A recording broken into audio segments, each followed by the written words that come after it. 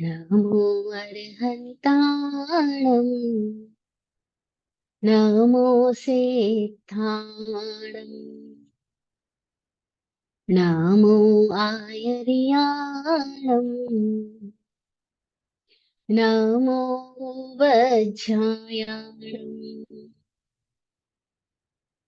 नमो लोये सवसाहूणम् ऐसो पंच नमोक्कारो सव पावपनासनो मङ्गलानं च सव्येसिं पढमं हवै मङ्गलम् पढमं हवै मङ्गलम्।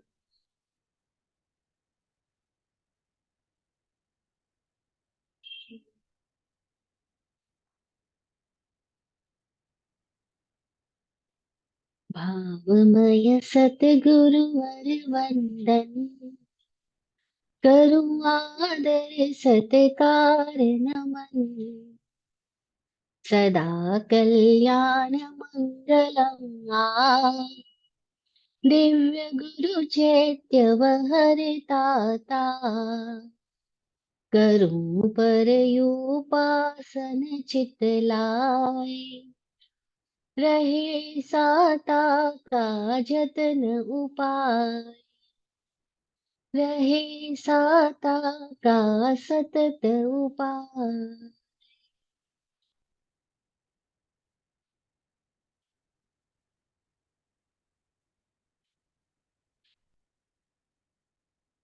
चरम तीर्थेश समण भगवान महावीर स्वामी को वंदन नमन। समस्त भव्य आत्माओं की भव्यता को प्रणाम। चतुर्विद तीर्थ को प्रणाम। जिन्होंने बोधि दी ऐसे सद्गुरुवर को प्रणाम। सतत संभाल रखने वाले विराट गुरु जी और स्वामी विकास जी को प्रणाम। इस सृष्टि के सारे ही प्रत्यक्ष अप्रत्यक्ष सहयोगियों के लिए आभार आभार आभार। सबके लिए दुआ, सबका कल्याण हो। सिद्धा सिद्धिम मम दिसंतु। हे सिद्ध परमात्मा, हम सबको सिद्धि का दर्शन हो। हमारा सिद्ध स्वरूप उजागर हो, उजागर हो, उजागर हो। तत्वार्थादिगम सूत्र इस मोक्ष शास्त्र के प्रणेता वाचक उमा स्वाति जी की प्रज्ञा को प्रणाम। जय हो। आनंदित है हम कि हमें मोक्ष मार्ग मिला और यह मोक्ष मार्ग हमें सहज सुलभ हुआ। हम इस तत्वार्थादिगम सूत्र जिसका अपर नाम मोक्ष शास्त्र है उसके प्रथम अध्याय के अंतिम सूत्र पर है। और मजेदार बात है कि अंतिम सूत्र आज पूरा होगा और ये 1 वर्ष से लगभग चल रहा पहला चैप्टर भी और ये पहला सत्र भी दोनों पूरा हो जाएगा। सूत्र जिसकी चर्चा हम पिछले 2 सेशन में कर चुके हैं, 34th एंड 35th सूत्र। नेगम संग्रह व्यवहार जो सूत्र शब्द नया आद्य शब्दों द्वि त्रि भेदो। ये 2 सूत्र है जो कह रहे हैं कि नेगम नए, संग्रह नए, व्यवहार नए, ऋजु सूत्र नए और शब्द नए होते हैं। उनमें से नेगम नए के 2 भेद है और शब्द नए के 3 भेद है। हमने लास्ट सेशन में शब्द नए की बात की थी कि कैसे हम शब्दों को समझें। हर एक शब्द अपना कैसा महत्व रखता है। यहाँ तक कि शब्द नहीं, शब्द जिनसे मिलकर बना है वे अक्षर कितना महत्व रखते हैं। क्योंकि हर एक अक्षर हमारे शरीर में भिन्न भिन्न स्थान से उत्पन्न होता है। ध्वनि की डिफरेंट चोट से उत्पन्न होता है। और जो ये साउंड है जो हमारे भीतर से पैदा होके हमारे पूरी शरीर के तंत्र पर कैसे चोट करती है और कैसे बाहर वो आवाज शब्द के रूप में प्रकट होती है, इसका एक बड़ा पूरा साइंस है। योगियों ने तो यहाँ तक कहा कि इस सृष्टि की उत्पत्ति ही इस नाद से हुई, ध्वनि के टकराने से हुई। बोलते शिव जी के डमरू से हुई। शिव ने जब डमरू बजाया तो आवाज आई, उस आवाज से 14 अक्षर पैदा हुए, और उन 14 अक्षरों से ही 14 लोक, 14 रज्जु लोक, ये पूरे सृष्टि, इसकी उत्पत्ति हुई। सबके अलग अलग डायमेंशन से सबने यात्रा की, तो अलग अलग एक्सपीरियंस हुए। कोई अक्षर शब्द ध्वनि नाद में प्रवेश किया। यहाँ तक कि बाइबल भी ये कहती है कि शब्द से आ, ईश्वर ने सृष्टि की रचना की। सबसे पहले शब्द था। कबीरदास जी भी यही कहते हैं कि आदि शब्द, सबसे पहले शब्द हुआ था। और कितनी मजेदार बात, वो जो आदिनाथ बोला गया, ऋषभ, जिसके अलग अलग बहुत सारे नाम हुए, उन्होंने इस पूरी ध्वनि का, शब्द का, गजब का विज्ञान हमें दिया था। क्योंकि शिव के डमरू से ही तो शब्द पैदा हुए, यानी उनके भीतर कुछ घटा, और ध्वनि का कंपन से उन्होंने अनुभव किया कि कैसे सृष्टि रचना होती है। तो ये जो शब्द नए हैं, वो बताते हैं कि हम चूंकि शब्दों के माध्यम से ही समझ रहे हैं और समझा पा रहे हैं, तो हमें शब्दों के अर्थों को उसकी व्युत्पत्ति के साथ भी समझना चाहिए। उसके सारे व्युत्पत्ति यानी कैसे ओरिजिनेट हुआ है वहां से समझना चाहिए। और वो शब्द जिस अर्थ को इंगित कर रहा है, वो अर्थ कहाँ मौजूद है, उसके साथ समझना चाहिए। ये मेरी थोड़ी क्लिष्ट हिंदी हो गई है, आप लोगों को समझने के लिए थोड़ा और ज्यादा इजी बोलने की कोशिश करती हूँ। क्योंकि मेरा जो माइंड है वो हिंदी में डेवलप हुआ है, तो मेरे को अगर अपनी बात रखनी है तो मेरे को हिंदी इजी रहेगी। इंग्लिश में बोलूंगी तो मेरी बातों में वो चीज नहीं आ पाएगी जो मेरे भीतर का भाव है, क्योंकि मेरे भीतर की जो प्रोग्रामिंग है वो हिंदी में ज्यादा हुई है। खैर, तो हम बात करें शब्द नय की। क्योंकि पहले हम नेगम नय समझ चुके, संग्रह नय समझ चुके, व्यवहार नय समझ चुके हैं। चौथा नय था ऋजु सूत्र नय। ऋजु सूत्र यानी एकदम वर्तमान की पर्याय को जो ग्रहण करता है, प्रेजेंट में क्या हो रहा है उसके बारे में जो बात कर रहा है। जैसे कोई योद्धा हर युद्ध लड़ रहा है तो उसको योद्धा कहना चाहिए। वो युद्ध नहीं लड़ रहा है तब भी उसको योद्धा नहीं कहना, ऐसा ऋजु सूत्र नहीं बोलता है। कोई सर्जन है, सर्जरी कर रहा है, तो उस समय उसको सर्जन कहना चाहिए। जब वो सर्जरी नहीं कर रहा है तो अभी उसको सर्जन क्यों कहना। ऋजु सूत्र नय का कहना का मतलब ये होता है कि जब आप सुई पिरो रहे हो, ऋजु सूत्र एकदम पतला धागा होता है ना, सुई में जब जाता है तो कितना पतला धागा हम सुई में डालते हैं। तो जैसे हम सुई में धागा पिरो रहे हैं, ऐसे ही शब्द में अर्थ पिरो करके बात करो। जो शब्द आप जिसके लिए कह रहे हो वो उसी वक्त वहां मौजूद हो, तो ही वो बात करो। उसको ऋजु सूत्र शब्द, ऋजु सूत्र भी शब्द नए हैं, इसीलिए ऋजु सूत्र नए कहा गया है। अब ऋजु सूत्र नए की बात हमको क्लियर समझ आ गई, वो प्रेजेंट की बात करता है। अभी आप जिस समय हो, आप पढ़ा रहे हो तो आप टीचर हो, नहीं पढ़ा रहे हो इस समय आप टीचर नहीं हो। आप पूरी टाइम टीचर क्यों बने रहते हो? भाई आप टीचिंग करते हो, आप टीचर हो, लेकिन आप घर पे भी हर वक्त टीचर बने रहोगे तो आपकी वाइफ परेशान हो जाएगी, बोले लेक्चर बंद करो प्लीज। घर पे तो घर का आदमी बन के रहो, इस वक्त क्यों तो टीचर बन के बैठे हो। और बड़े लोग ऐसे होते हैं। मेरे को एक जेलर साहब के साथ मेरी बातचीत होती थी। मैंने जेल में प्रवचन करने मुजफ्फरनगर में गई थी, तो जेलर साहब को बड़ा प्रेम हो गया इस जैन धर्म के प्रति, उनके भीतर बड़ी आस्था पैदा हुई। तो वो हर दिन प्रवचन सुनने आने लगे। फिर एक दिन अपना एक्सपीरियंस शेयर करते हुए कहते हैं जेलर साहब कि महाराज जी, मेरे बेटे की मुझे शादी करनी है, लेकिन मैं ऐसी बेटी को नहीं लाना चाहते जो किसी टीचर की डॉटर हो। मैंने कहा ऐसी क्या बात है, टीचर की डॉटर को आप क्यों नहीं लाना चाहते? टीचर को हमेशा दूसरों से सलामी लेने की आदत होती है, झुकने की आदत नहीं होती है। तो उनको फिर आदत ही पड़ जाएगी कि लोग उनको रेस्पेक्ट करते जाए करते जाए। मैं उनकी इस व्यू पॉइंट को सुन करके हंसी, मुझे पहली बार पता लगा लोग ऐसे भी सोचते हैं क्या, कि हाँ उनको कभी झुकने की आदत नहीं होती है, उनको हमेशा दूसरों का सैल्यूट लेने की आदत होती है। इसीलिए मुझे टीचर नहीं समझ में आया, पर मैं तो ऐसा समझती हूँ शिक्षक है ही वो जो झुका हुआ है, जो अपने स्टूडेंट्स के प्रति भी झुका हुआ है। मेरा अपना अनुभव अगर पूछोगे ना, तो मैं तो इतना मजेदार अनुभव मुझे अपनी लाइफ में हुआ कि जितने मेरे गुरुजी विनम्र रहे हमारे प्रति, उतने हम उनके प्रति विनम्र नहीं रहे। मैंने देखा कि गुरु ज्यादा हम्बल है। ऐसे ही मैं भी स्वामी जी को देखती हूँ, लोगों से जब बात करते हैं तो स्वामी जी सो हम्बल। बाकी लोग तो उनको ऐसा लगता है कि वो बहुत जानते हैं, ठीक है इनकी भी बात सुन लेंगे। मतलब they are in particular form, उनको लगता है हाँ वी आर समथिंग। और स्वामी जी जब बात करते हैं तो ऐसे बात करते हैं जैसे ही इज नथिंग। ऐसे गुरुजी जब बात करते थे, गुरुजी हम लोगों के साथ जब हम साथ रहते थे, मैं देखती थी वो हमारी छोटी से छोटी इतनी सी बात को भी इतना तवज्जो देते हैं, और हम उनकी बड़ी बड़ी बातों को भी कब कहाँ इग्नोर कर जाते हैं। तो मुझे समझ में आया कि गुरु विनम्र होता है, शिष्य विनम्र हो कि ना हो।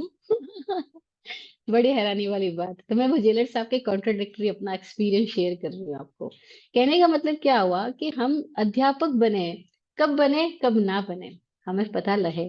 तो ऋजु सूत्र शब्द नहीं कहता है कि जब आप टीचिंग कर रहे हो तब आप टीचर हो, जब आप टीचिंग नहीं कर रहे हो तब आप टीचर नहीं हो। वो आपको उस समय टीचर नहीं कहेगा, क्योंकि बात कहने का तरीका है ना। नए का मतलब हमने समझा था वक्ता का अभिप्राय, जो बात कर रहा है उसका इंटेंशन क्या है, और फिर उसका इंटेंशन हमें समझ में आ जाए तो हम उसके बात को आगे पीछे नहीं लेके जाएंगे। वरना हम उसकी बात को लेकर के कहीं और मीनिंग में ले जाएंगे और उसके साथ झगड़ा शुरू हो जाएगा।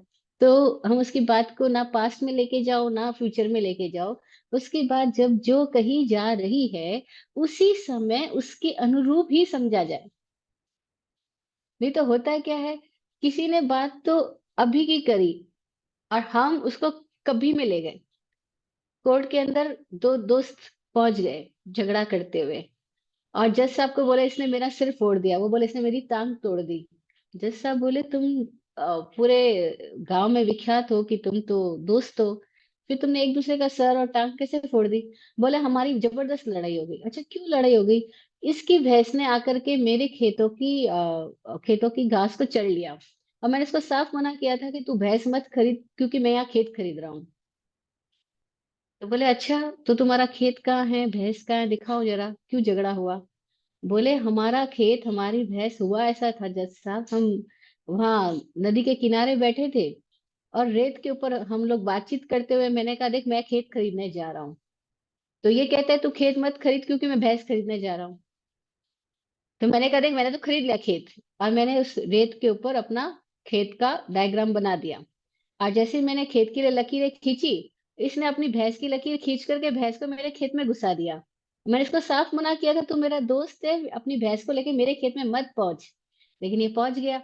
बस तो फिर हम दोनों के बीच में सिर फुटाई हो गई। जैसा बोले मतलब भैंस और खेत रेत पे ही है, हाँ बस वो रेत पे खींचा गया था।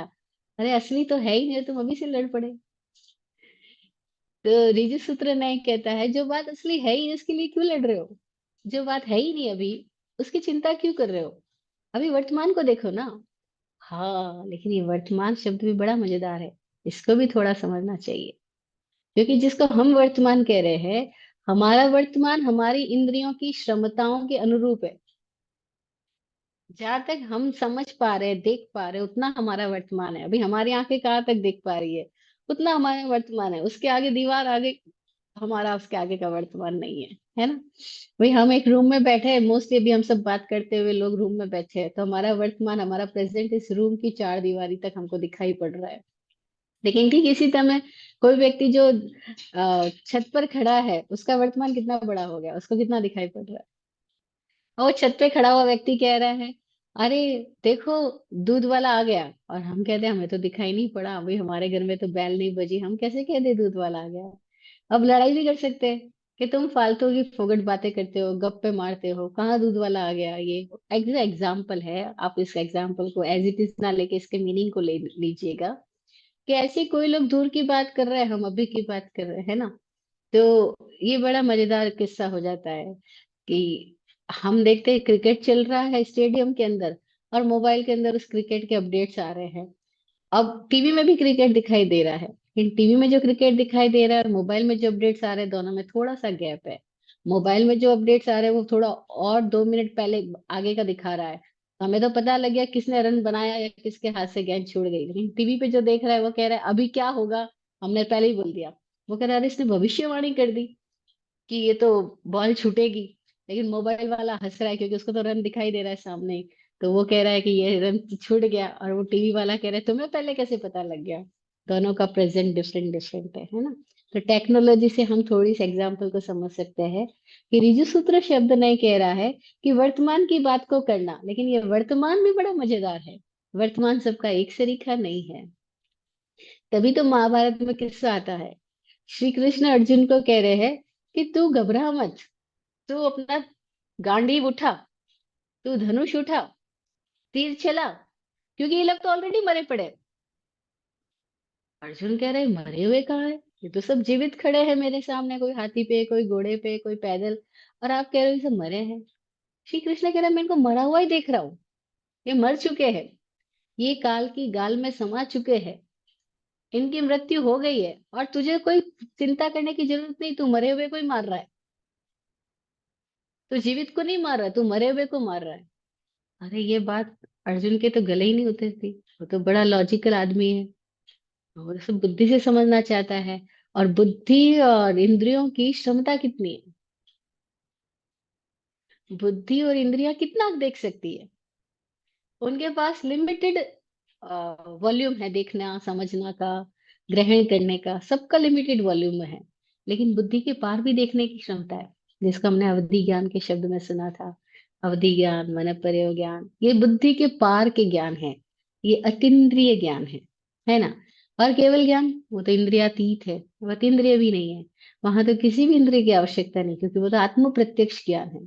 अब कृष्ण कहीं और खड़े, किसी और तल पे खड़े, चेतना की किसी उच्चतम ऊंचाई को वो छू रहे हैं। वो देख रहे हैं कि समय के आयाम में ये लोग मरे पड़े हैं, लेकिन उस समय के आयाम को अर्जुन तो अभी नहीं देख पा रहा। अर्जुन उस टाइम डायमेंशन में मूव नहीं कर रहा है, अर्जुन अभी उस अवधि में नहीं खड़ा है, अर्जुन उस समय में, उस अवधि में नहीं खड़ा है, तो नहीं देख पा रहा है। वो कहता मैं कैसे मार दूं, ये मेरे ताऊ है, मेरे चाचा है, मेरे भाई है, मेरे कजन है, और श्री कृष्ण कह रहे मरा हुआ देख रहा हूँ उनको। तो ऋजु सूत्र नए हैं दोनों के लिए। अर्जुन क्या लिमिटेड है, कृष्ण का थोड़ा कुछ और तरीके का डायमेंशन लिए हुए है। तो ये गुत्थी कब सुलझ में आई, जब अर्जुन को भी समझ में आया कि श्री कृष्ण जिस तल पे खड़े हुए देख रहे हैं, मैं भी अगर उस तल पे जाके देखूं तो मुझे समझ में आएगा कि ये लोग वाकई में मरे हुए हैं, ये जीवित ही नहीं है, क्योंकि ये तो मर ही रहे हैं, मर ही चुके हैं। अभी एक घटना घटी, किसी की डेथ हुई, तो मैंने बोला स्वामी जी वो चल बसे। स्वामी जी बोले चल तो गए, बसे कहाँ। मैं बोली चल बसे, वो बोले चल तो गए, बसे कहाँ, वो जीते ही नहीं बसे तो मरते कहाँ बसेंगे। जब जीवित रहे तब भी नहीं बसे थे, तब भी चंचल ही थे, उखड़े उखड़े ही थे, कभी अपने अंदर आए ही नहीं, कभी सेंट्रलाइज हुए ही नहीं, तो ये बसे कहाँ। मैंने कहा बात तो सही है, हम जल्दी से बोल देते चल बसे, लेकिन वो बसे कि नहीं बसे, है ना। ऐसे ही जीसस के सामने ना एग्जाम्पल आता है। आज तो कोई उनके प्रेम में इतना भर गया है कि अपना घर बार छोड़ के जीसस के साथ होने लग जाता है, जीसस के साथ चलने लग जाता है। जीसस गांव के बाहर जा रहे हैं, वो बोलता है मैं अपनी घर बार, खेती बाड़ी, पत्नी बच्चे सब छोड़ के मुझे तो आपके साथ ही चलना है। जीसस बोले चलो। जैसे वो गांव के बाहर तक निकलता है कि पीछे से उसके गांव का कोई आदमी उसको मैसेज देने पहुंच जाता है कि तुम्हारे पिताजी मर गए हैं, चलो उनकी अंतिम यात्रा तुम्हें करनी है। और वो द्वंद में आ गया, जीसस के साथ जाए या पिताजी की अर्थी उठाने जाए, क्योंकि अंतिम संस्कार तो करने में बेटे का भी जरूरत पड़ेगा, और पिता है आखिरकार वो, तो पिता का पार्ट भी तो उस बच्चे के अंदर है। तो जीसस को कहता है क्या करूं। जीसस कहता है मरे हुए को मुर्दे पहुंचा देंगे, तुम तो चलो मेरे साथ। बोले मरे हुए को मुर्दे पहुंचा देंगे, कि मुर्दा मुर्दा को जान फूक आएगा, तुम चलो मेरे साथ में, क्योंकि सब मुर्दे हैं यहाँ पे, प्राण किसमें। अरे ये कौन सी बात कह दी उन्होंने, जीवित लोगों को मुर्दा क्यों बोला। वो कुछ और अर्थों को भी देख रहे हैं, वो ये देख रहे हैं कि मुर्दा सब संसार, कबीरदास जी बड़ी प्यारी बात कहते हैं, मुर्दा सब संसार, मुर्दा ही खावे, मुर्दा ही पीवे, मुर्दा ही ब्याह रचावे, मुर्दा सब संसार। अब हम हंसेंगे तुम इसको मुर्दा कैसे कह रहे हो, लेकिन वो कौन से शब्द नए से बात कर रहे हैं, उनके नए को समझना पड़ेगा, उनके अभिप्राय को समझना होगा, उनका नजरिया, उनका दृष्टिकोण हमें समझ में आ जाए कि क्यों मुर्दा है। क्योंकि जिसने खुद को जाना ही नहीं, जो अपने जीवन से जुड़ा ही नहीं, जिसने अपने जीवन को जिया ही नहीं, वो मुर्दा ही तो है। जिसके भीतर अपनी प्राण धारा का कोई अनुभव ही नहीं है, जो केंद्रस्थ ही नहीं हुआ, जो जागा ही नहीं है, वो सोया ही पड़ा है, वो मुर्दा ही तो है। तो हमें इन शब्द नयों को समझना होगा। शब्द नय बड़ी प्यारी घटना है। शब्द नय में ऋजु सूत्र पहला है, उसके बाद में शब्द नय, उसके बाद में समभिरूढ़ नय, उसके बाद एवं भूत नय। हमने पिछली बार बात की थी शब्द नय, जो शब्दों के व्याकरण के अनुसार बात करता है। स्त्रीलिंग, पुल्लिंग, संख्या क्या है, कारक क्या है। कारक है ना, हिंदी में समझोगे, हिंदी भाषा में तो कारक का मतलब जैसे कर्ता ने कर्म को करण से, संप्रदाय के लिए अपादान से, संबोधन में, पे, पर, है ना। तो ये सब कारक है। अगर इन सब में हमें जरा सा भी हमें समझ नहीं हुई तो हम कुछ का कुछ कर बैठेंगे। नहीं, जैसे हमने बात की थी कि कोई बोलता है दिल में उतर जाता है, कोई बोलता है दिल से उतर जाता है। अब मैं और से में देखो, जरा सा शब्द, एक अक्षर बदला, मैं, दिल में, दिल से। लेकिन दिल में उतरा तो अंदर चला गया, दिल से उतरा तो बाहर चला गया, है ना। तो ऐसे ही है, जरा से शब्द के फेर से, वो बोलते हैं ना, एक नुक्ता के फेर से क्या के क्या हो गया, हाँ, पूरी जिंदगी बदल जाती है। जरा सा नुक्ता का फेर हो जाए तो शब्द का कुछ बन जाता है। तो बड़े मजेदार एग्जाम्पल्स इस हिंदी साहित्य में, संस्कृत साहित्य में आते हैं कि जरा सा अक्षर, मात्रा, शब्द बदल दो तो अर्थ का अनर्थ हो जाएगा, है ना। दूसरा हमने शब्द नय की बात सीखा था, समभिरूढ़ नय। समभिरूढ़ नय कहता है कि हर शब्द भी अपनी व्युत्पत्ति के अनुसार अलग अलग अर्थ रखता है। जैसे हमने एक एग्जाम्पल लिया, हम नाम ले रहे हैं, आ, आगम, शास्त्र, सूत्र, ग्रंथ। जनरली हम जैन लोग बोलते हैं हमारे 32 आगम है, 32 शास्त्र है। हाँ, स्थानकवासी 32 बोलते हैं। मंदिर मार्गी बोलेंगे तो 45 बोलेंगे। 45 आगम है, 45 सूत्र है। दिगंबर बोलेंगे तो वो 84 बोलते हैं, 84 शास्त्र है हमारे। लेकिन हमें समझना होगा, ये शास्त्र, आगम, शब्द, सूत्र, ग्रंथ, क्या ये सब एक ही चीज होते हैं या अलग अलग होते हैं? अब व्युत्पत्ति से इनके अर्थ अलग हो जाएंगे। हम जनरल बात में कर रहे हैं, हम एक पुस्तक को आगम भी कह रहे हैं, हम उसी पुस्तक को शास्त्र भी कह रहे हैं, हम उसी पुस्तक को सूत्र जी भी कह रहे हैं, हम उसी पुस्तक को ग्रंथ भी कह रहे हैं। लेकिन क्या ये सब एक है? नहीं, नहीं, नहीं। आगम उसको कहा गया जो भीतर से रिवील्ड हुआ, the voice which revealed from within, from the soul. जो भीतर से आई आवाज है उसको आगम बोला। वो आवाज जो मेमोरी से नहीं आई है, बियॉन्ड मेमोरी आई है। वो आवाज, वो बात जिसको मोहम्मद साहब आयत बोलते थे। आयत का मतलब क्या हुआ? वो कहते मेरे ऊपर आयत उतरी। आयत उतरी मतलब वो ऊपर से आई। इसको कोई लोग आकाशवाणी बोलते हैं, कोई लोग देववाणी बोलते हैं, कोई लोग आयत, और कोई लोग आगम बोलते हैं। आगम हम क्यों बोल रहे हैं? क्योंकि हम ये कह रहे हैं कि ये बात ऊपर से नहीं आई, भीतर से आई। जैसे जनरल टॉक करते हुए लोग बोलते हैं ऊपर वाला जाने, ऊपर वाला जाने, ऊपर वाले की इच्छा, है ना। तो उनसे सवाल करते हैं ऊपर वाला मतलब क्या? ऊपर देख के हम बोलते हैं अरे छत के ऊपर कौन बैठा है, कौन ऊपर वाला आपका जो जानता है? या आपकी, आप 14 फ्लोर पे रहते हो, 15 फ्लोर वाला जानता है क्या कि क्या करना क्या नहीं करना? ऊपर वाला क्या, है ना। तो फिर उनको क्लियर करते हैं भाई हम ऊपर वाला ऐसे ही बोलते हैं, हकीकत में तो ये अंदर वाला है। ऊपर वाला ऊपर नहीं है, वो तो भीतर है ना। भीतर ही तो है वो तत्व जो हमारे जीवन का नियामक है, जो हमारे जीवन को संचालित कर रहा है। वो तत्व कहाँ है? वो तत्व इस शरीर के भीतर ही तो है। क्योंकि शरीर का सारा डेवलपमेंट कहाँ से हो रहा है? इनसाइड आउट हो रहा है, आउटसाइड इन हो रहा है? नेचुरली इनसाइड आउट हो रहा है ना। तो वो भीतर है कोई तत्व, भीतर है कोई मैन्युफैक्चरर, स्वामी जी उसको मैन्युफैक्चरर बोलते हैं, कि भीतर है कोई मैन्युफैक्चरर जो हमारी इस पूरी जीवन यात्रा को संचालित कर रहा है और हमें दिख नहीं रहा है। तो हम जनरल टॉक में बोलते थे ऊपर वाला, लेकिन नहीं, वो इनसाइड है, कोई भीतर वाला, कोई अंदर वाला। तो जो अंदर से आवाज आई, जो आवाज मेमोरी के बियॉन्ड कहीं से आ रही है, उसको आगम बोला गया है। आगम का संबंध किताबों में नहीं है, आगम का संबंध किसी लिखी हुई बात में नहीं है। फिर भी हमने लिखी हुई बातों को आगम क्यों बोल दिया? क्योंकि इनमें कोई एक ऐसे सूत्र है, कोई एक ऐसे फार्मूलाज है जो महावीर के भीतर से आई हुई जो आवाज थी वो एज इट इज अवेलेबल है इसके अंदर। जैसे महावीर ने बोला समयम गोयम मापमाय। अब ये जो महावीर का आगम है, ये आगम हमको इस मौजूदा किताबों में अवेलेबल है। तो हमने इस किताब को आगम बोल दिया क्योंकि इस किताब में महावीर की वाणी जो महावीर के भीतर से निकली थी, वो कहीं कहीं कहीं कहीं कहीं बिखरी बिखरी ही सही, लेकिन एज इट इज अवेलेबल भी है। एज इट इज मतलब वो सेंटेंस तो पूरा है, लेकिन वो कब कहाँ कहाँ कैसे कैसे बिखरा हुआ है वो हमें खोजना पड़ेगा। जैसे हम बोलते हैं सागर रत्नाकर है, लेकिन सागर में रत्नों को खोजना पड़ेगा, ऐसे थोड़ी दिख जाएगा। ऐसे तो पानी दिख रहा है, ऐसे तो काई दिख रही है, ऐसे तो पता नहीं क्या क्या दिख रहा है, सब मछली और मगरमच्छ और सब दिख रहे हैं, लेकिन रत्नाकर क्यों बोला? उसमें रत्न भी है, लेकिन रत्न कहाँ है? उसको तो खोजना पड़ेगा। तो ये तो बोला जिन खोजा तिन पाया, जो खोजेगा वो पालेगा।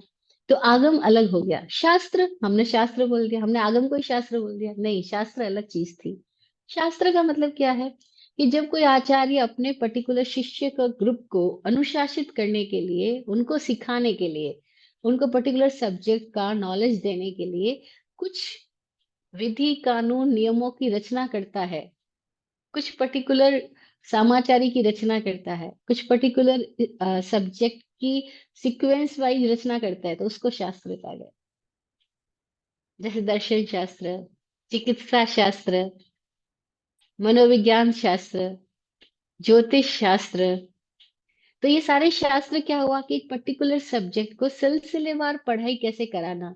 तो हमको स्टूडेंट को सारी बातें एक साथ तो नहीं बता देंगे, तो नर्सरी केजी हम कैसे उसको ग्रेजुअली डेवलप करने के लिए उसको हम लिख करके कैसे शिष्यों को अनुशासित करते हुए आगे बढ़ाया जा सके, उसके लिए शास्त्रों की रचना हुई।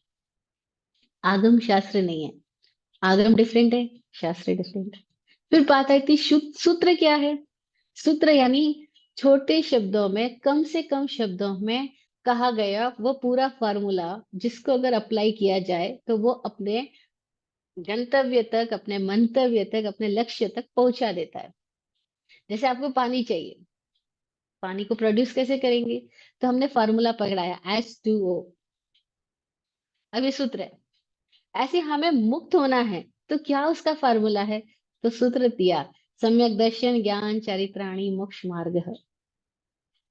अब ये क्या है? ये सूत्र है, लेकिन इस सूत्र को रटने से कुछ हो जाएगा क्या? अमित जी कह रहे हैं अब हम नेक्स्ट क्लास जनवरी में लेंगे, दिसंबर पूरा एक महीना हमारी छुट्टी रहेगी, क्योंकि अमित जी भी इंडिया आ रहे हैं।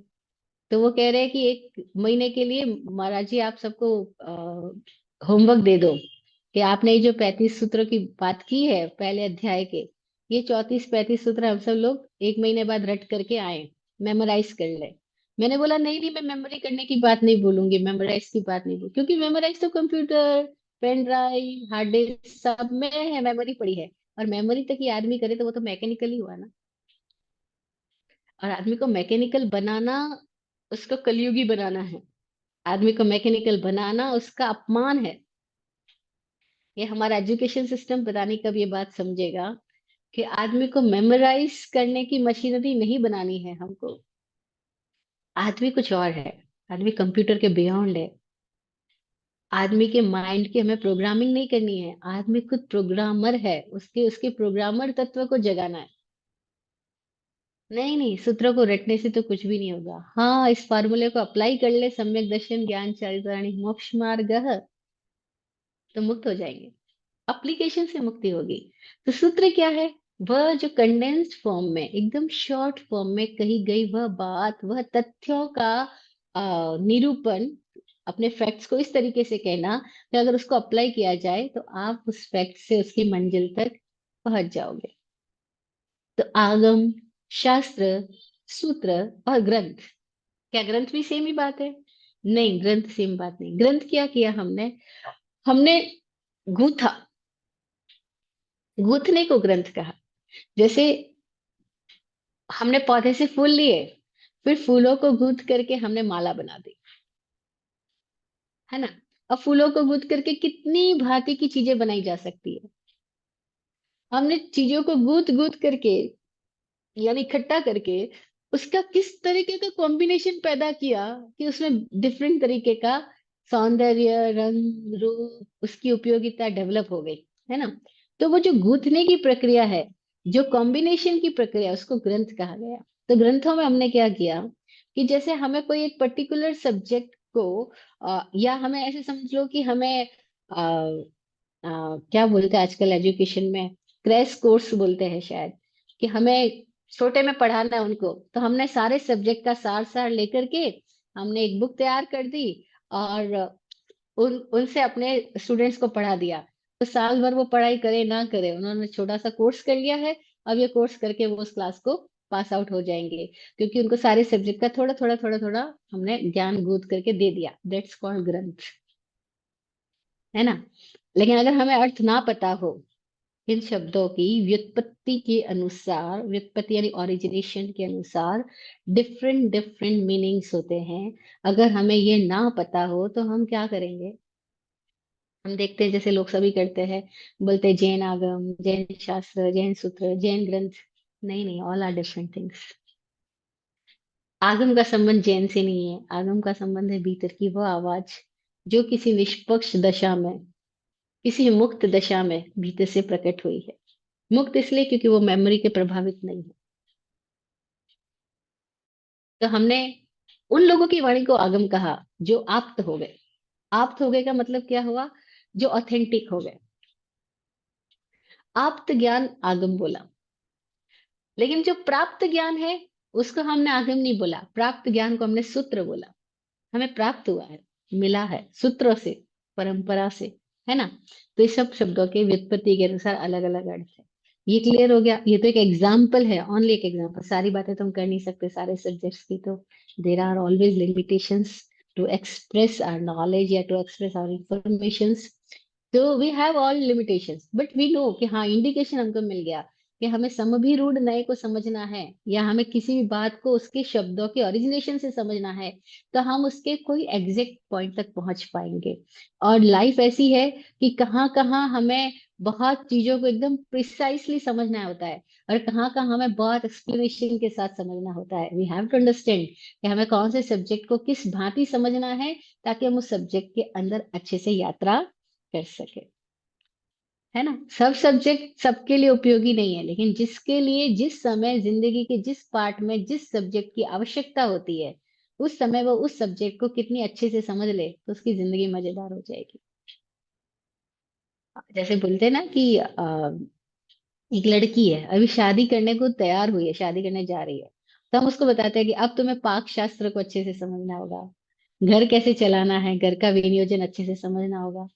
अदरवाइज क्या होता है, एक लड़की मेरे से कांटेक्ट में रही है, और वो शादी होके इंडिया से अमेरिका चली गई। अब अमेरिका में हस्बैंड वाइफ दो ही रह रहे हैं, अब इंडिया में तो पूरा परिवार था, जॉइंट फैमिली थी, उसने कभी कुछ काम नहीं किया। और वो यूएसए से एक दिन मुझे फोन करती है, बहुत डिप्रेशन में हूँ, मुझे कुछ समझ में नहीं आ रहा है, क्या करूँ। मैंने कहा क्या हुआ क्या? कि मैंने मम्मी से घर चलाना सीखा ही नहीं, तो मुझे पता ही नहीं घर कैसे चलाया जाता है, कौन से सामान कहाँ रखे जाते हैं, कब कौन सा काम किया जाता है, मुझे कुछ भी सिस्टम नहीं आता, और यहाँ सब काम खुद से करना पड़ता है, यहाँ कोई आपको सेकंड हैंड नहीं मिल रहा है, तो अब क्या करूं मैं, प्रॉब्लम में आ गई हूँ, इसलिए डिप्रेशन में जा रही हूँ। तो मुझे बड़ा मजा आया। मैंने कहा देखो, इस टाइम तुम्हें ये काम पहले सीखना चाहिए था, कि जब तुम घर बसाने जा रही हो तो घर कैसे बसाया जाता है, वो टेक्निक्स भी सीखनी पड़ेगी। तो क्या होता है, लाइफ का कौन से पार्ट में कौन सी सब्जेक्ट आपको सीखने की जरूरत पड़ेगी, तब आप उस सब्जेक्ट की नॉलेज को किस तरह ले सकोगे, किन से ले सकोगे, कैसे लेना है, वो सारी नए आपको समझ में आ जाए तो बड़ा मजा है। यही जैसे शादी की बात है, ऐसे जॉब की बात है, ऐसी हर एक फील्ड की बात है। हम लाइफ में आगे से आगे बढ़ते जाते हैं, तो हमें समझना होता है कि उस पोस्ट पे जाने के साथ में उस पोस्ट की क्या क्या चीजें हमें कैसे कैसे ग्रहण करनी है। और जब ग्रहण कर लिए तो आपसे आपसे जो नेक्स्ट जनरेशन आ रही है, उसको आपको कैसे एक्सप्लेन करनी है। भाई एक जगह पर आप सीख रहे हो, लर्नर हो, और किसी दूसरी जगह पर आप टीचर हो, आपको समझाना है, आपको वापस दूसरों को टीच करना है, और वो कैसे टीच करना है, क्या पता उसको सिखाना तो हमें ABC है, सिखा XYZ रहे, और ये गड़बड़ी बड़ी होती है। कोई प्राइमरी का स्टूडेंट है और हम उसको कोई और क्लास की बातें करने लग जाए तो क्या हो जाएगा? नहीं, गड़बड़ हो जाएगी। तो ये नए क्या है, ज्ञान की अभिव्यक्ति है ना। और जब आप अभिव्यक्ति दे रहे हो, एक्सप्रेशन दे रहे हो अपनी अंडरस्टैंडिंग को, तो आपको ये भी देखना होगा आप किसको दे रहे हो, किस समय दे रहे हो, कौन सी अवस्था में दे रहे हो, और कितना कैसे कब दिया जाना चाहिए। ये बातें क्लियर हो जाए तो देने वाले को भी मजा, लेने के वाले को भी मजा, है ना। ये समभिरूढ़ नय के बाद हमने लास्ट नय जो लास्ट सेशन में बात की थी, वो था एवं भूत नय। ये सातवां नय है। एवं भूत नय को ही कोई लोग निश्चय नय बोलते हैं, बाकी 6 नय को लोग व्यवहार नय भी बोल देते हैं। अथवा किसी दूसरे दृष्टिकोण से बात करें, तो जो स्टार्टिंग के तीन नए हैं, नेगम नए, संग्रह नए, व्यवहार नए, इनको लोग व्यवहार नए बोल देते हैं। और जो ऋजु सूत्र शब्द समभिरूढ़ और एवं भूत नए हैं, इनको कोई लोग निश्चय नहीं बोल देते हैं, क्योंकि एकदम करीबी बात करते हैं, तथ्य के अकॉर्डिंग बात करते हैं। एवं भूत शब्द बड़ा प्यारा है, हमने लास्ट सेशन में बात की थी। जो जैसा है उसको एग्जैक्ट वैसा कहना। जिस समय जो जैसा है, उस समय उसको एग्जैक्ट वैसा कहना, दैट्स कॉल्ड एवं भूत में। एक जरा सा भी आगे पीछे नहीं है। जैसे एग्जाम्पल हमने दिया था कि प्रसन्नचंद्र राज ऋषि ध्यान में खड़े हैं। किसी दिन राजा थे, किसी दिन महावीर के पास आए, किसी दिन महावीर की वाणी ने उनके भीतर कोई एक ट्रांसफॉर्मेशन लाया, और वो राजपाट छोड़ करके अपने छोटे से बच्चे को राजगद्दी पे बिठा करके राजा बन गए हैं। ध्यान में खड़े हैं, तपस्या कर रहे हैं।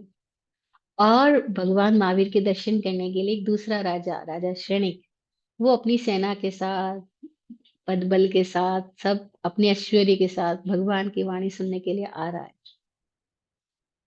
रास्ते में देखता है कि ये तो मेरे मित्र राजा और ध्यान में खड़े हैं, ये तो मुनि बन गए हैं। अरे, उनको देख के उसके मन में बड़ी आस्था पैदा हुई, बड़ी श्रद्धा पैदा हुई। और ऐसा होता ही है, जब हम देखते अपनी बराबरी का था और कल तक तो, और आज ये कुछ और ही हो गया है, तो मन में एक बड़ा एक वो पैदा होता है, हाँ ये कितना गजब की बात है, कल तो मेरे जैसा ये भी कभी जमीन पे पैर नहीं रखता था, और आज नंगा बदन और धूप के अंदर और एक पैर पे खड़ा है और हाथ ऊपर उठाए हुए है, तपस्या में रहते हैं। उसको देख के बड़ी आस्था, बड़ी श्रद्धा से उसने सिर झुकाया। वो आगे बढ़ा, लेकिन उसकी सेना के दो लोग थे, वो पीछे बातें कर रहे हैं। कह रहे कितना ये राजा कितनी बेवकूफी कर बैठा है, इसको पता ही नहीं है। इसने अपने छोटे से बच्चे को, जो इनसिक्योर है अभी, जो कैपेबल भी नहीं है अभी, उसको राजपाट देख करके खुद ने दीक्षा ले ली। और इसके चारों ओर के जो शत्रु राजा थे, उसने आक्रमण कर दिया इसकी नगरी पर, और अब इसका इनकेपेबल बच्चा, वो तो मर ही जाएगा। वो अपनी लैंग्वेज में बात कर रहे हैं कि वो तो मर ही जाएगा, क्योंकि चारों ओर के सैनिक उसके बच्चे को कहाँ रोक पाएंगे। और ये बात उसके कानों में चली गई। वो मुनि ध्यान में खड़े, उनके कानों में ये बात चली गई है। और उनको ये पता लगा, मेरा वो शत्रु राजा पर्टिकुलर जिसके साथ उनकी बरसों से लड़ाई चलती थी और हर बार वो जीत जाते थे, और आज तो बहुत निकल गए यहाँ से, तब क्या होगा। वो युद्ध भूमि में पहुंच गए अपनी कल्पना में, और कल्पना में युद्ध भूमि में पहुंच करके अपने उस शत्रु राजा को पछाड़ रहे हैं। अपने तर्क से तीर निकाल निकाल करके उनको मारे जा रहे हैं। कल्पना में ही सब कुछ चल रहा है, और कल्पना में इतनी जबरदस्त वो इन्वॉल्व हो चुके हैं कि वो भूल ही गए कि वो है क्या। और उनको जब मारते जा रहे ख्याल आता है सारे तीर खत्म हो गए और वो तो शत्रु सेना भयंकर है, तो सोचता है अपना मुकुट उठा के मार डालो। कहानी बड़ी प्यारी है। वो मुकुट के लिए हाथ ऊपर ले जाते हैं, उनको लगता है ओए ये तो सब लोच हो गया, ये तो सब नंगा है, मुंडन हो गया है, बाल ही नहीं है, ये अमित जी जैसे हो गया ये तो। अब क्या करें। और उनको होश आता है, मैं तो मुनि बना हुआ हूँ, मैं यहाँ पे किसके उद्देश्य से आया हूँ, मैं थोड़ी अपने राजपाट, किसका क्या राजपाट। हाँ, वो पुराने लोग इतनी प्यारी बात बोलते थे कि धरती अखंड कुवारिया, वर किया कई हजार। ये जो धरती है ना, ये तो अखंड कुंवारी है। इतने वर हो गए, इतने इसके मालिक बन करके आए। वर किया कई हजार, कितने मालिक बन करके आए। सिकंदर बोलता था पूरी दुनिया को जीत लूंगा, हाँ। अमेरिका बोलता है पूरी दुनिया को जीत लूंगा, सब पे बस मेरा राज्य चल जाएगा। रूस बोलता है नहीं मेरा चल जाएगा, हाँ। जापान बोलता है नहीं मेरा चलना चाहिए। अब सब अपनी अपनी बात कर रहे हैं, तो क्या करना। वो ईश्वर भी कंफ्यूज हो गया, एक दिन पहुंच गया था कि भाई विश्व में शांति स्थापित करने के लिए उसने अमेरिकी प्रतिनिधियों को, रूस के प्रतिनिधियों को और जापान के प्रतिनिधियों को बुला लिया। अरे भाई क्या किया जाना चाहिए। रूस बोला आज एक वरदान दे दो, इस दुनिया से अमेरिका हट जाए फिर सब अच्छा हो जाए। अमेरिका वाले बोले गॉड से बस एक वरदान दे दो, ये रूस हट जाए तो बड़ी शांति हो जाएगी। जापान को बोले तुम्हें क्या चाहिए, तुम तो थोड़ी कोई समझदारी की बात करेंगे। ईश्वर बड़ा दुखी हुआ कि इन लोगों को पैदा भी किया और ये तो सब एक दूसरे को मारने में लगे हुए हैं, क्या मैंने मनुष्य को पैदा करके गलती कर दी। जापानीज कहते हैं भाई मैं अपनी ओर से कोई प्रेयर नहीं करता, आप इन दोनों की प्रेयर पूरी कर दो, वही काफी है मेरे लिए।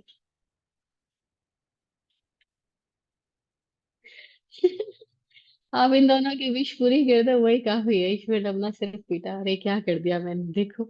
मैं सोचा ये जापानीज तो थोड़े इंटेलिजेंट होंगे, लेकिन ये तो और भी अजब गजब के लोग निकले। तो आदमी की ख्वाहिश क्या है कि दूसरा मर जाए, मेरा हुकूमत चलता रहे, है ना। दूसरा हट जाए, मेरा आधिपत्य बना रहे। वो चाहे छोटी वस्तुओं पर हो, चाहे बड़े वस्तुओं पर हो, चाहे छोटे में हो बड़े में हो। उसको ख्याल आया, अरे मैं तो मुनि बन गया, मैं क्या करने जा रहा हूँ। किसका राजपाट रहा यहाँ पे। बस ये होश जैसे ही आया, उसकी भावधारा बदल गई। अगर वो भगवान के पास पूछते हैं, राजा श्रेणी, कि अगर जो मेरा मित्र है ध्यान में जो खड़ा है, उसकी क्या गति है। भगवान कहते नरक गति। भी इतने ध्यानस्थ मुनि की नरक गति, ऐसा कैसे। क्षणिक बोलते हैं, भगवान मैं प्रसन्न चंद्र राज ऋषि की बात कर रहा हूँ, वो जो बाहर ध्यान में खड़े हैं बगीची में। बोले हाँ।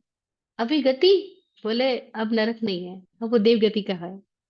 देव गति, ऐसे कैसे। थोड़ी देर के बाद में कहते हैं वो तो मुक्त हो गया। अरे ये मुक्त कैसे हो गया। ये एवं भूत नय का एग्जाम्पल है कि एकदम प्रेजेंट की बात कही जा रही है, एकदम जैसी है वैसी यथा तथ्य बात कौन कह सकता है। वही कह सकता है जो यथा तथ्य को जान रहा है, जो यथा तथ्य को जी रहा है। वो ही बात कर सकता है, बाकी तो कोई ऐसी बात कर ही नहीं सकता। कोई महावीर ऐसी बात कर सकते, कोई बुद्ध ऐसी बात कर सकते, क्योंकि वे उस यथा तथ्य को देख पा रहे हैं। कोई कृष्ण ऐसी बात कर सकते हैं, कोई कबीर ऐसी बात कर सकते हैं, कोई ओशो ऐसी बात कर सकते हैं, जो देख पा रहे हैं यथा तथ्य को, खुद जी रहे, एग्जैक्ट फैक्ट को जो जी रहा है, जो जान रहा है, जो देख रहा है। वो ही कोई ऐसी बात कह सकता है कि अभी गति क्या। गति का मतलब हम समझते हैं मरने के बाद जो गति होगी, नहीं। गति का मतलब इस समय गति क्या। हमने सब अर्थों के अनर्थ कर डाले। पूरी परिभाषाएं हमको जो पढ़ाई जाती है, जिन्होंने भी थोड़ा जैन शास्त्रों का, साहित्य का अध्ययन अध्यापन किया है, सब यही परिभाषा पढ़ाते हैं। गति का मतलब क्या, मरने के बाद आप कौन सी गति में जाओगे। वह गति नहीं, बात मरने के बाद की नहीं है। गति तो हर पल ही है। और ये स्टोरी नहीं बता रही कि जब पूछा जाए गति क्या, तो बोल रहे नरक गति। फिर पूछा गया गति क्या, देव गति। फिर पूछा गया गति क्या, मुक्त हो गया। गति से अगति में चला गया, अब कोई गति नहीं बची इसकी। अरे, क्योंकि तो क्षण क्षण की बात है। इसी क्षण कोई नरक में है, इसी क्षण कोई देव में है, इसी क्षण कोई पशु में है, इसी क्षण कोई मानव में है। क्षण क्षण गति बदल रही है ना। एवं बुद्ध ने कहता है, गति हर क्षण है और हर क्षण बदलाव हो रहा है। इस क्षण क्या है।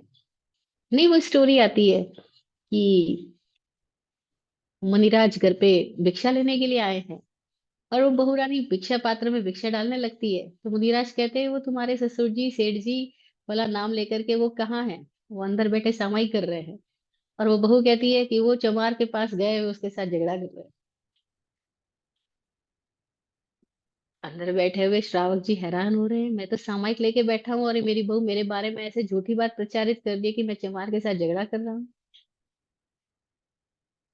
फिर कोई और आता है घर में और पूछता है कि सेठ साहब कहाँ है। तो बहू कहती है वो किराने की दुकान पे झगड़ा कर रहे हैं। सेठ जी कहते हैं मेरी बहू झूठ क्यों बोलती जाती है। अब सेठ ने सामायिक काल पूरा करके बहू के पास पहुंचते बोलते, बहू रानी तुम ऐसे मेरे बारे में क्यों बोलती, मुनिराज के सामने तुम झूठ क्यों बोली। बोले मैं कहाँ झूठ बोली। आपने ही कल चप्पल दे करके गए थे और उसने बराबर चप्पल के टाके नहीं दिए, तो आपके दिमाग में नहीं चल रहा था उसके साथ झगड़ा। आपके भीतर तो झगड़ा चल रहा था चमार के साथ। और फिर किराने की शॉप पे भी आप झगड़ा नहीं कर रहे थे, आपके भीतर में कल उस व्यापारी को आपने उधार दिया था और उसने उधार देने से मना कर दिया था। और आपको वो याद आया मेमोरी, और आप उसके साथ कल्पना में झगड़ा नहीं कर रहे थे। सेठ बोला हाँ ये बात तो सही है एकदम। मेरे भीतर तो यही सब कुछ चल रहा था। और बहू ने तो एकदम ठीक बोला है, फैक्ट बोला है, कुछ गड़बड़ थोड़ी बोला है। अगर हम ऐसे बात करें, तो सो कॉल्ड आचार्य अपने ही संघ के दूसरे आचार्य के साथ कितना झगड़ा कर रहे हैं। और बाहर से सब लोग उनको मथे वंदना, ये वो साफ ये वो, और उनके भीतर क्या चल रहा है। ये फला आचार्य कैसे संघ यात्रा निकाल रहा है, फला आचार्य ने कैसे नदानो चालू कर दिया, फला आचार्य ने मेरे से सलाह लिए बिना, मेरी परमिशन लिए बिना, मुझे पूछे बिना कैसे कोई नया आयोजन की घोषणा कर डाली है। वो कैसे आयोजन कर सकता है, आयोजन मेरी परमिशन से होना चाहिए, प्रयोजन ये होना चाहिए, वो होना चाहिए। सबके भीतर क्या चल रहा है, पॉलिटिकल पार्टी में क्या चल रहा है सबके भीतर। धार्मिक पार्टियों में क्या चल रहा है सबके भीतर? सोशल क्लबिंग में क्या चल रहा है सबके भीतर? अरे भीतर तो इतना दुख इकट्ठा है, इतनी परेशानी चिंता इकट्ठी है। और बाहर हम लिपस्टिक लगा के सुंदर सज धज करके पार्टी में जाते हैं, और जब लोग पूछते हैं हाउ आर यू, हम क्या बोलते हैं? एवं भूत नहीं बोलेगा, दुखी, तनावग्रस्त, डिप्रेस्ड। और हम बाहर से बोल रहे हैं आई एम एंजॉय, बहुत मजे में। अब बोलना हमारा कुछ है, भीतर हमारा कुछ है। हनुमान पहुंचे शिव जी के पास में। शिव पूछते कौन हो तुम? हनुमान बोलते हैं अंजलि, अंजलि पुत्र हनुमान हूँ, पवन पुत्र हनुमान हूँ। शिव पूछते कौन हो तुम? वो घबरा जाते हैं जब मैं परिचय दे रहा हूँ, नाम बता रहा हूँ। तो भी शिव वापस क्यों पूछ रहे कौन हो तुम? शिव कहते हैं कि तुम थोड़ी हो, तुम कौन हो? मैं तुम्हारी बात पूछ रहा हूँ, तुम कौन हो? वो फिर हैरान, यार मेरी बात पूछ रहे, मैं ही तो बता रहा हूँ मैं पवन, तुम कौन हो? हनुमान घबरा जाता है, कहते हैं आपका दास हूँ। बोल रहे हो, तुम कौन हो? वो कहता है, फिर सोचता है मैं कौन हूँ, कौन हूँ मैं, कौन हूँ, कौन हूँ? हनुमान सोचने चले जाते हैं, कौन हूँ मैं पवन पुत्र नहीं हूँ, अंजलि पुत्र नहीं हूँ क्या मैं?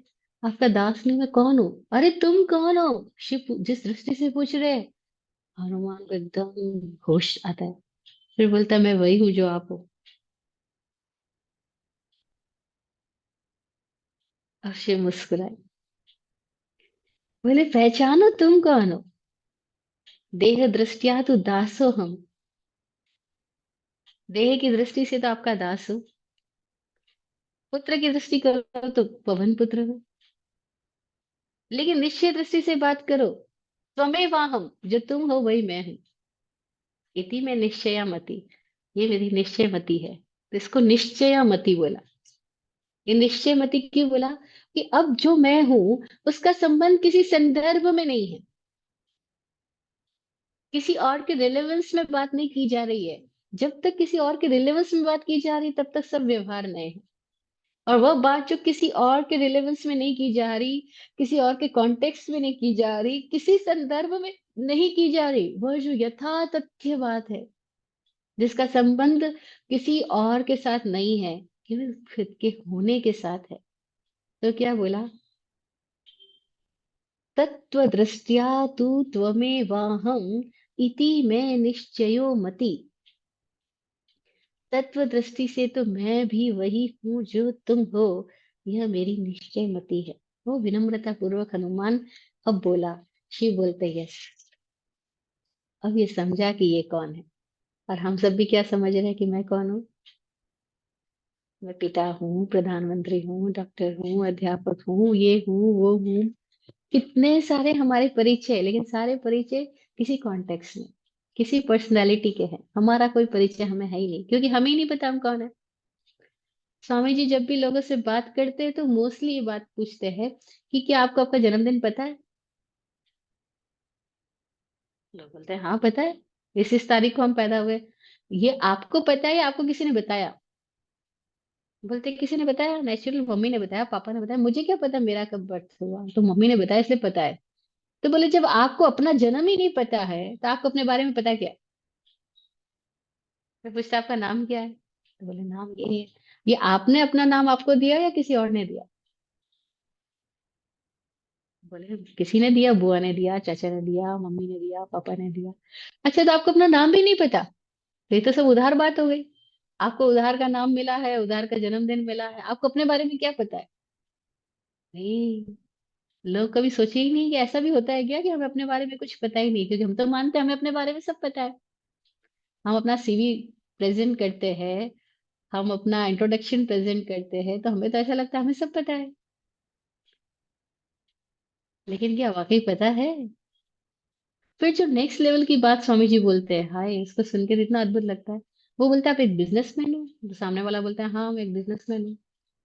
आपकी शॉप है? कि हाँ शॉप है। तो आपने शॉप के ऊपर कहीं टांग रखा है कि ये इतनी इतनी उधारी है आपके ऊपर? भाई आपने इतना इतना उधार ले रखा है, आपने कहीं कुछ टांगा है कि आपकी इतनी उधारी है? बोले उधारी कोई थोड़ी दिखाता है, उधारी को कोई प्रेजेंट नहीं करता, वो तो छुपा के रखता है। अगर मेरे ऊपर कोई कर्जा है भी, तो मैं उस कर्जे को तो छुपा के रखूंगा, मैं थोड़ी बाहर दिखाऊंगा। तो जब तुम उधारी छुपा के रखते हो, तो अपना नाम क्यों रोशन करने की कोशिश करते हो जो कि उधार है? वही जो नाम उधार है, उसको तो तुम इतना प्रेजेंट करने की कोशिश कर रहे हो, जो डेट ऑफ बर्थ उधार है उसका इतना प्रेजेंट। हम जिस भी चीजों को प्रदर्शित कर रहे हो, वो सब उधार है, और जो असली है उसको तो हम जानते ही नहीं। We are so ignorant about our self. तो निश्चय तो है ही नहीं। अब जब निश्चय ही नहीं है, तो व्यवहार व्यवहार का हुआ, वो तो अव्यवहार हो गया। भाई मेरे को मेरा निश्चय पता हो मैं क्या हूं, देन मैं कुछ कहूं, वो व्यवहार हुआ। लेकिन मेरे को मेरा निश्चय ही नहीं पता मैं हूं क्या, फिर मैं जो कुछ भी बोल रहा हूँ, वो व्यवहार का हुआ, वो तो औपचारिक हो गया, आर्टिफिशियल हो गया। अब आर्टिफिशियल को हम व्यवहार कहें या अव्यवहार कहें? उस आर्टिफिशियल को भी हमने व्यवहार कह डाला है। तो हम सारी आर्टिफिशियल वर्ल्ड में हैं, आर्टिफिशियल थॉट पैटर्न में है। और इस आर्टिफिशियल थॉट पैटर्न को हमने इतना महत्व दे डाला है, जो कि बिल्कुल महत्वहीन है, उसको इतना महत्व दे दिया। और जो वाकई इंपॉर्टेंट है, जो वाकई महत्वपूर्ण है कि हम खुद को तो जाने, वो हमारे सामने एकदम गौण हो गया। क्योंकि हमारे भीतर क्वेश्चन ही नहीं पैदा हुआ कि मेरा नाम क्या है। क्या महावीर का नाम महावीर था? जब जन्म हुआ उनका नाम थोड़ी महावीर था। क्या बुद्ध का नाम बुद्ध था? नहीं। जब जन्म हुआ तो उनका नाम थोड़ी बुद्ध रखा गया था।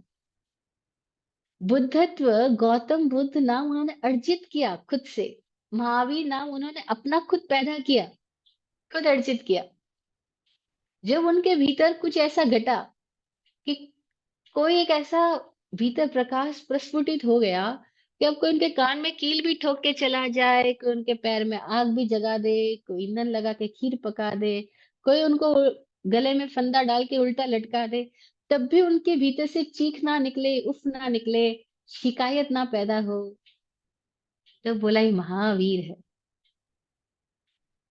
और कोई उनके चार और बहुत सारी स्त्रियां आकर के उनके शरीर से चिपटने की कोशिश करे, तब भी जो विचलित ना हो, तो बोला महावीर है।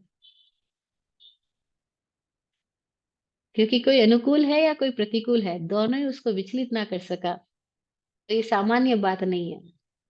वीर तो वो है जो दूसरों से लड़ता है, जो खुद को जीत लेता है वो महावीर है। दूसरों से जीता तो वीर है, खुद को जीता वो महावीर है। तो महावीर नाम उनका असली नाम है। यह वो नाम है जो उनको उन्होंने खुद ने दिया। महावीर नाम थोड़ी किसी और ने दिया, उनकी विशेषताओं से, उनकी भीतर की स्थितियों से ये नाम उनके साथ प्रकट हुआ, जुड़ा। हमने अपने आप को क्या नाम दिया? कोई लोग बात करते बोलते हैं बेचारा हूं मैं।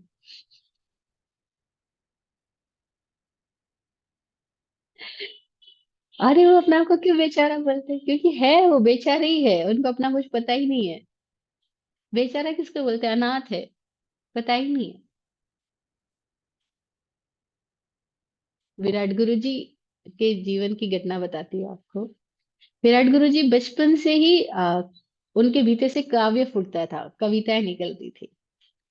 और जो उनकी कविताएं थी, वो उस समय की जो परिस्थितियां होती थी, कहीं ना कहीं उससे प्रभावित तो होती थी। जैसे कि वो देख रहे हैं कि समाज के अंदर बच्चों के साथ क्या दुर्व्यवहार हो रहा है, या बूढ़ों के साथ क्या हो रहा है, या विधवाओं के साथ क्या हो रहा है।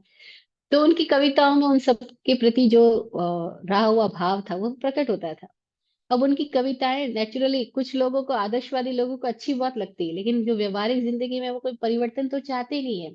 तो वो उनकी कविताओं को सुन के सोचते थे कि पागल है, कुछ भी लिखता है। ऐसा थोड़ी होता है, विधवाओं को तो एक कोने में बिठाएंगे, विधवाओं को थोड़ी हम आगे बढ़ाएंगे। तब जमाने की सोच डिफरेंट थी। मैं बात कर रही हूँ ये 1950 54 की बात, क्योंकि स्वामी जी, गुरु जी का जन्म 48 में हुआ था। गुरु जी अपनी कविताओं के नीचे अपना नाम रखते थे अकेला। वो ये फील करते थे मैं अकेला हूँ, क्योंकि जो वो सोच रहे वैसा कोई सोच नहीं रहा, जो वो कहना चाह रहे वैसे लोग कोई समझने को रेडी नहीं है। और वो देखते थे चारों लोग अपनी अपनी दुनिया में गुल है, गुम है, किसी को कोई होश ही नहीं है क्या किए जा रहे, क्या बोले जा रहे। तो वो अपने आप को किसी के साथ एसोसिएट फील ही नहीं करते, तो वो अपने आप को बोलते थे अकेला। तो अपनी कविताओं में, उनकी कविताएं जो पुरानी लिखी हुई पेपर्स अवेलेबल है, उसमें उनका डेट भी लिखा हुआ है, ईयर भी लिखा है, और अकेला भी लिखा हुआ है। आफ्टर सम इयर्स, 40-50 इयर्स, गुरु जी के भीतर जब कुछ घटनाएं घटी और ट्रांसफॉर्मेशन हो गया, और वो लिखते विराट। अब नाम उनका ना अकेला था ना विराट था।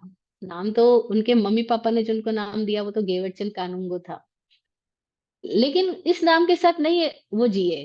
वो पहले अकेले की अनुभूति में जिए, और उसके बाद वो विराट की अनुभूति में जिए। तो उन्होंने ही अपना नाम दिया विराट, क्या विराट हो गया।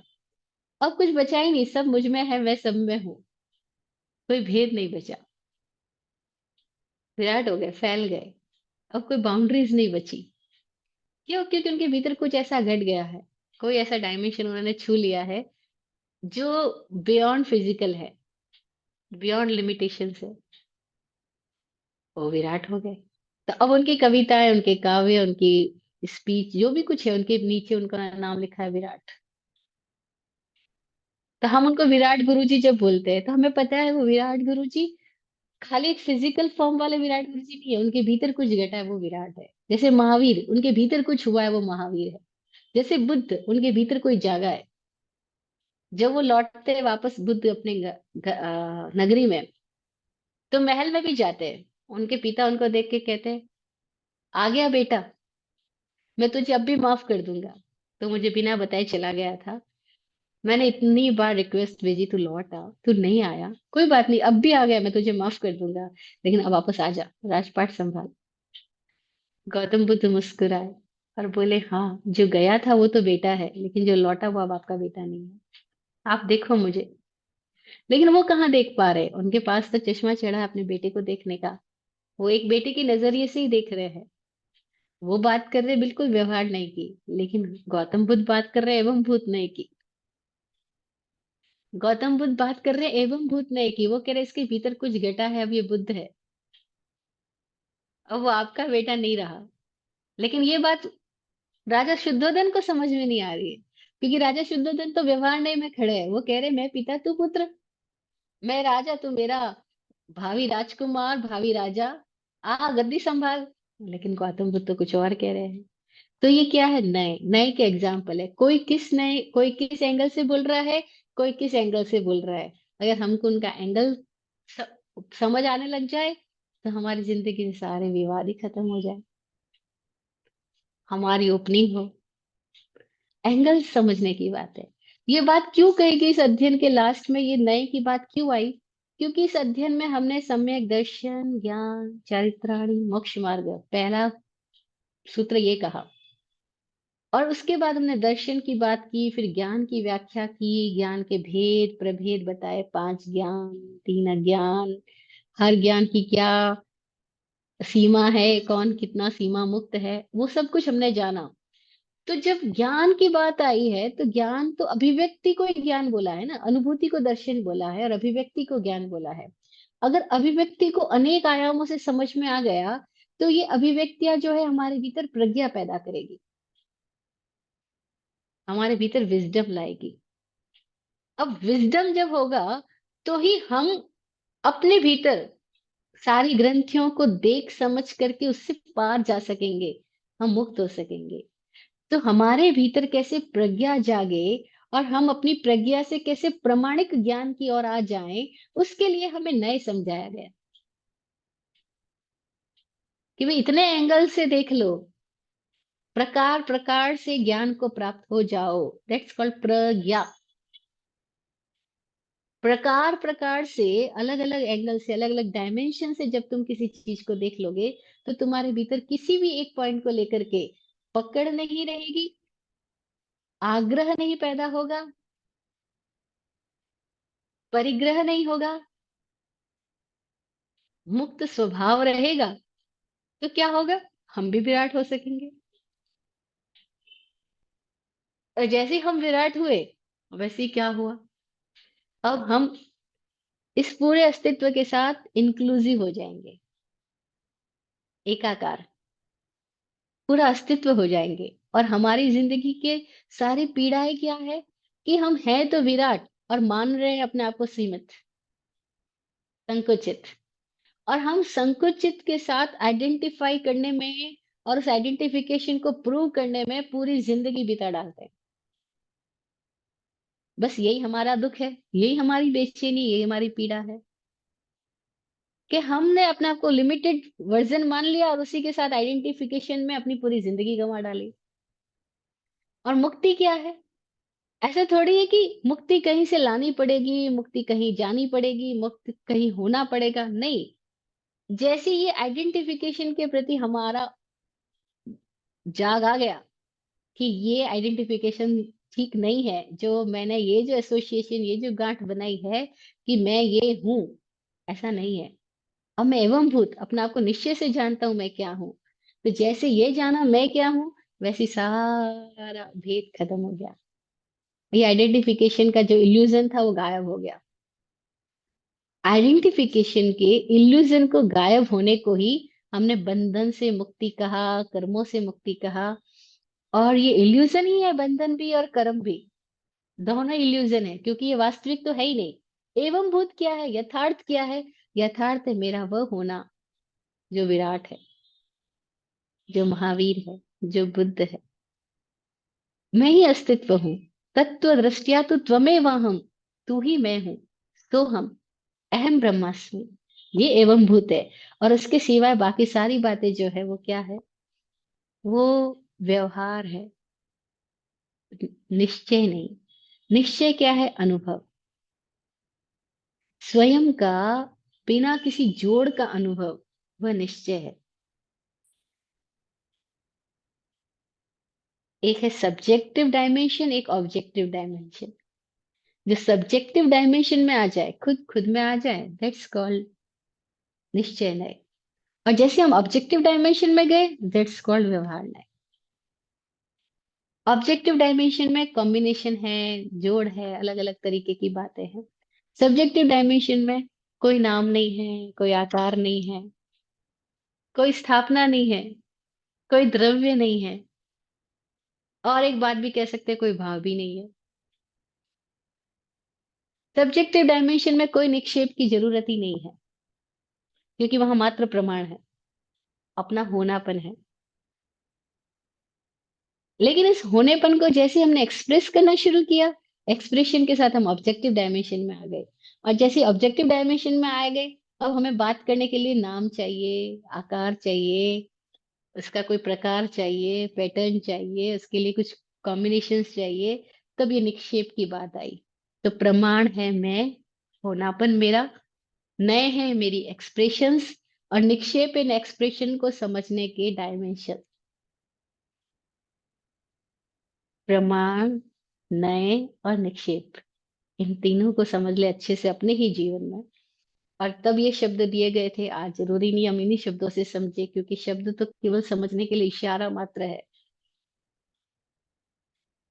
इशारा मात्र है। जैसे हमने अंगुली से चांद दिखाया, तो अंगुली इशारा मात्र है, अंगुली से रास्ता दिखाया, लेकिन अंगुली तो इशारा मात्र है, रास्ता तो खुद चल के ही देखा जाएगा ना। बस ऐसे ही समझे तो हमारे भीतर कोई भी प्रकार की कंफ्यूजन नहीं रहेंगे। हम खुद को जाने, सारा बात तो इतना ही है। और जैसे ही खुद को जानते हैं तो ही प्रमाणिक होते हैं। फिर जो हमारे भीतर होश आकर के जब हम प्रमाण हो जाते हैं, विराट हो जाते हैं, तब भी दैहिक जिंदगी चलती है, वो नए हैं, वो विविध दृष्टियां हैं। विविध दृष्टियों से फिर भी हम बात करते हैं, खाते हैं, पीते हैं, कपड़े बदलते हैं, रहन सहन करते हैं, ये सब कुछ नए हैं। अनेक आयामों में हमारी अभिव्यक्तियां हैं। और फिर इनको समझने के लिए निक्षेप है कि हम किसी को समझना चाहें या समझाना चाहें, तो हमें उसके लिए अपना नाम बताना पड़ता है। कोई भी सब्जेक्ट समझाना हो तो हमें उसका आकार दिखाना पड़ता है, उसके कोई रचना में उसको रखना होता है। तो वो नाम, स्थापना, द्रव्य, क्षेत्र, काल, भाव, ये सब निक्षेप के भेद है। निक्षेप यानी किसी ऑब्जेक्ट को समझने के लिए उसको किसी आयाम में, किसी डायमेंशन में रखना, वो निक्षेप हुआ। तो प्रमाण, नय और निक्षेप, ये तीन माध्यम से हम कैसे खुद खुद के अवास्तविक अर्थों से मुक्त हो जाएं और वास्तविक अर्थों में आ जाए, इसके लिए ये सारी बात है। कैसे हम अपने जीवन के वास्तविक अर्थों में जाग जाए और गैर वास्तविक अर्थों से जुदा हो पाए, इसके लिए सारी बात हमने की। अगर ये बात समझ आ गई तो हमारा आइडेंटिफिकेशन के प्रति जो रिजिडिटी है उससे हम मुक्त हो जाएंगे, और हमारे चारों जो हमने बोरोड इंफॉर्मेशंस का जाल इकट्ठा कर रखा है, उधार ली गई मान्यताओं का और सूचनाओं का जाल इकट्ठा कर रखा है, हम उससे मुक्त हो जाएंगे। और तब क्या होगा? बस यही सम्यक दर्शन है। तब हम सब्जेक्टिवली खुद को देख पा रहे हैं, खुद को जी पा रहे हैं। वो सम्यक दर्शन, सम्यक ज्ञान, सम्यक चारित्र का भीतर में जागरण, तो मुक्ति है।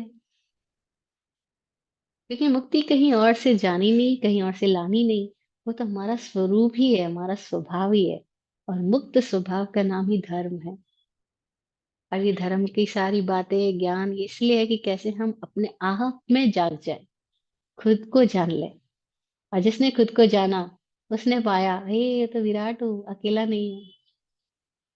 जिसने खुद को जाना वो पाया, अरे महावीर हूँ, कायर नहीं हूँ। शब्द भी बड़े प्यारे रखे, देखो, कायर और महावीर। कायर का अर्थ क्या है? कायरता, कायर, जो काया में रत है वो कायर। काया यानी ये बाहर का अपीयरेंस हमारा, जो ये हमारा फिजिकल अपीयरेंस है, इसी में जो रत है वो कायर है। और महावीर, जो इसके बियॉन्ड कोई और डायमेंशन में जाग गया है, चला गया है, वो महावीर। वही बुद्ध। बड़ी मजेदार बातें हैं। तो हम ऐसे समझे तो बड़ा आनंद ही आनंद है। कैसे हम खुद में आ जाएं, इसी के लिए सारी बात थी। तो प्रथम अध्याय तत्वार्थाधिगम सूत्र का, जिसका नाम मोक्ष मार्ग है, इस मोक्ष मार्ग का पहले से आखिरी सूत्र सब कनेक्टेड हो, हमारे जीवन में जाग आए, हम खुद को जान जाए, इसी के लिए सारी बात थी। और जो खुद में जाना, उसने कहा बंधन है ही नहीं, मुक्ति मुक्ति है, बंधन तो भ्रम था। जैसे हम सपने में थे, सपने में हम ना जाने कहाँ कहाँ क्या क्या कर रहे थे, लेकिन जैसी जाग आई तो सारा सपना गायब। फिर वो पूरी रात के 3 घंटे के सपने थे या 10 घंटे के सपने थे, आँख खुलने के बाद में सपने कितने भी लंबे चौड़े थे, कैसे भी थे, दुखद थे, सुखद थे, सब सपने ही थे, पता लग जाता है।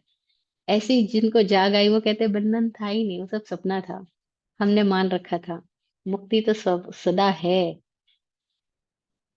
मुक्ति तो सदा है, क्योंकि वो हमारा स्वभाव है। और बंधन नींद की तरह था, बस वो नींद से कैसे जागे, इसके लिए सारी यात्रा है, सारी बात है। इसे सारे डायमेंशन हम इसीलिए छू रहे हैं कि कैसे हम अपनी नींद से जाग जाएं, खुद में आ जाएं। मैं कौन हूँ? शिव हनुमान को पूछ रहे हैं, हम खुद को पूछे, कौन हूँ? और कहीं किसी भी निमित्त से कोई बात हमारे भीतर प्रकाशित हो जाए, उसी के लिए सारी बात की गई है।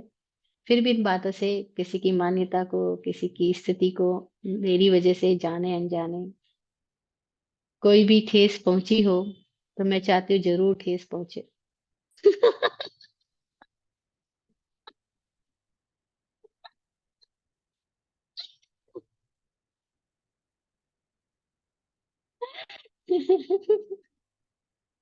मैं क्षमा नहीं मांग रही हूँ, मैं तो चाह ही रही हूँ कि ठेस पहुंचे। तो ठेस पहुंचेगी तो आदमी कहीं तो जागेगा, वरना ऐसे चले जा रहे हैं कि कोई टक्कर ना लगे तो होश ही ना आए कि चल कहाँ रहे हैं, किस दिशा में जा रहे हैं। तो कोई तो ठेस पहुंचाए तो हमें होश आए कि मैं कहाँ जा रहा हूँ, किस दिशा में चले ही जा रहा हूँ, चले ही जा रहा हूँ, चले ही जा रहा हूँ। तो कहीं तो हम रुक के ठहरे, खुद से पूछे। इसके लिए सारी बात है, बहुत सरल है मोक्ष मार्ग, जरा भी जटिल नहीं है। धर्म सबसे सरल है, अगर धर्म ही जटिल होगा तो बाकी क्या होगा? धर्म का मतलब सबसे सरल, एकदम सरल से सरलतम स्थिति धर्म है। और जटिल में ही सारे कुछ हम डूबे हुए हैं। जाग जाएं तो मौज ही मौज है। बस ये मौज, आनंद, यही मुक्ति है। और ये कहीं बाहर नहीं, अपने भीतर अपने स्वरूप में सदा है ही, कभी खोई नहीं है, कहीं गई नहीं है। केवल हम लॉस्ट है, मोक्ष लॉस्ट नहीं है, हम लॉस्ट है। हम जाग जाए तो मोक्ष यही है। मोक्ष कभी लॉस्ट हो ही नहीं सकता। हम लॉस्ट है बस। हम बोरोड को साथ इतना अपना आप को आइडेंटिफाई कर गए कि हम भूल ही गए हम क्या है। तो बस सम्यक दर्शन, ज्ञान, चारित्रार्थ, मोक्ष मार्ग। और ये सारे नए इसीलिए थे कि कैसे हम अनेक प्रकारों से समझ के अपनी प्रज्ञा को जगा ले और सब्जेक्टिव डायमेंशन में आए। लाइफ के ऑब्जेक्टिव डायमेंशन में तो खूब भटक गए। अब जरा भीतर, खुद के भीतर जाए। तो जो भीतर गया वो भीतर गया। हम भीतर जाएंगे, हम भीतर जाएंगे। जय हो। विराट गुरु जी का आशीर्वचन, उनकी दुआ सबके लिए पढ़ती हूँ। आप फूलो फलो, हो जिंदगी मखमल मुलायम। आप फूलो फलो, हो जिंदगी मखमल मुलायम। आपकी हर खुशी पे है हमारी जान सदके। दुआ करते हैं चुपचाप, दिल की थाप से हम। दुआ करते हैं चुपचाप, दिल की थाप से हम। रहे जाते नवाजे, हर घड़ी अरमान सबके। अमन और चैन से गुजरे आपका वक्त सारा। अमन और चैन से गुजरे आपका वक्त सारा। रुख पे खिलती रहे यूं रूह की मुस्कान खुल के। रुख पे खिलती रहे यूं रूह की मुस्कान खुल के।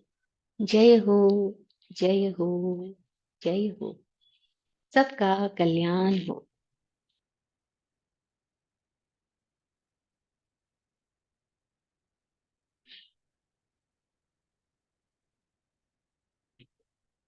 ओम शांति, ओम शांति।